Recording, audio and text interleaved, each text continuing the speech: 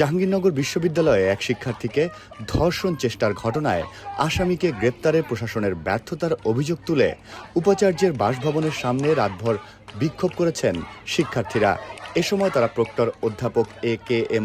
রাশিদুল আলম সহ প্রক্টোরিয়াল বডির পদত্যাগ দাবি করেছেন।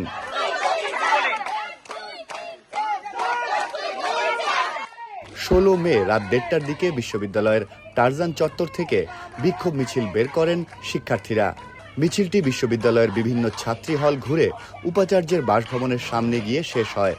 সেখানে তারা ক্যাম্পাসে নিরাপত্তা নিশ্চিত করতে প্রশাসনের ব্যর্থতার অভিযোগ তুলে প্রক্টরের পদত্যাগের দাবিতে অবস্থান নেন। ৪৮ ঘন্টার আলটিমেটাম শেষ হওয়ার পর শিক্ষার্থীরা অভিযোগ করেন, বহুবার এই ক্যাম্পাসের মেয়েরা লাঞ্ছিত হয়েছে, নিপীড়িত হয়েছে, বুলিংয়ের শিকার হয়েছে, কিন্তু সেটার কোনো রকম সমাধান ওনারা আসলে দেননি এবং আমরা তীব্রভাবে হতাশ হয়েছি। দেখুন, ওনাদেরকে আর কোনো রকম সুযোগ দেওয়ার সুযোগ আমাদের হাতে আসলে না।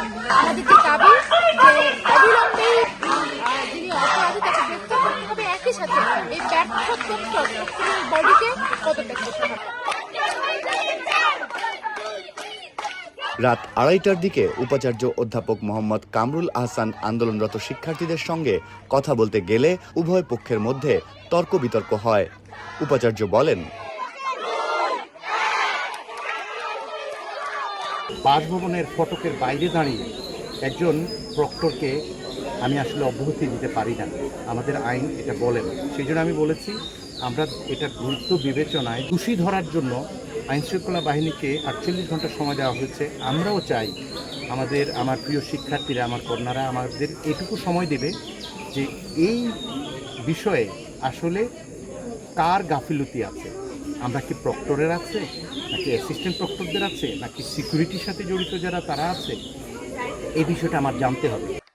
শিক্ষার্থীদের দাবির মধ্যে রয়েছে অভিযুক্তকে দ্রুত গ্রেপ্তার ও বিচার নিশ্চিত করা, নির্দিষ্ট সময়সীমার মধ্যে ব্যবস্থা না নিলে প্রক্টোরিয়াল বডির পদত্যাগ, যৌন হয়রানি প্রতিরোধে কার্যকর ব্যবস্থা, ক্যাম্পাসে নিরাপত্তা জোরদার, কুইক রেসপন্স টিমে নারী নিরাপত্তা কর্মী নিয়োগ এবং শিক্ষার্থীদের জন্য সাইবার নিরাপত্তা নীতিমালা প্রণয়ন ও বাস্তবায়ন।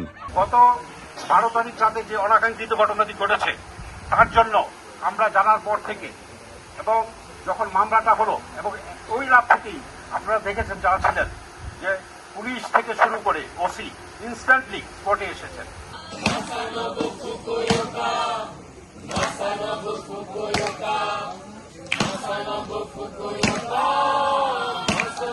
১২ মে রাতে বিশ্ববিদ্যালয়ের পুরনো ফজিলাতুন্নেসা হল সংলগ্ন সড়ক থেকে এক শিক্ষার্থীকে জোর করে পাশের জঙ্গলে নিয়ে ধর্ষণ ও হত্যার চেষ্টা করা হয় বলে অভিযোগ ওঠে।